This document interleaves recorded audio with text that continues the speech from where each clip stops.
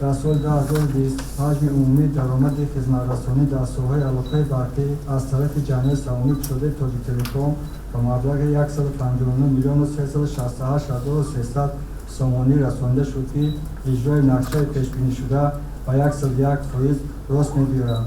иқтисоди корхонаҳои зерсохтори хадамоти алоқаи назди ҳукумати ҷумҳурии тоҷикистон дар якҷоягӣ бо операторон ва провайдерони хусусӣ чунин ба назар мерасад ки дар давоми соли 2020 аз рӯи даромади умумии сохторҳои соҳаи алоқаи барқӣ ба маблағи зиёда аз 2 миллиарду 730 миллиону 276 ҳазор сомонӣ расида нисбати соли 2019 105%-ро ташкил медиҳад.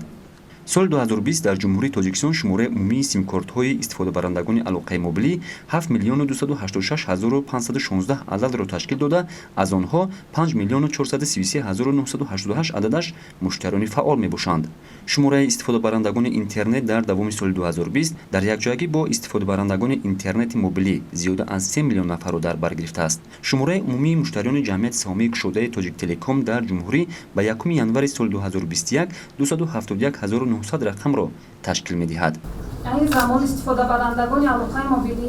ки то ҳол симкортҳояшон бо шиносномаи шаҳрвандии ҷумҳурии Тобикистон намунаи соли 1996 дар фаъолият мебошанд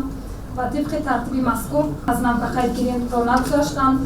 2.6 миллион ададро ташкил медиҳанд. ба гуфтаи масъулони хадамоти мазкур барқарорсозии шабакаи ҳукумати электронӣ дар байни вазорату идораҳои давлатӣ идома дошта, вазорату идораҳои ба шабакаи мазкур пайваст шуда барои роҳандозии сегменти якум, яъне байни шуъбаҳои умумии вазорату идораҳо ташкил намудани мубодилаи электронӣ чораҳои дахлдор андешида шуда истодааст.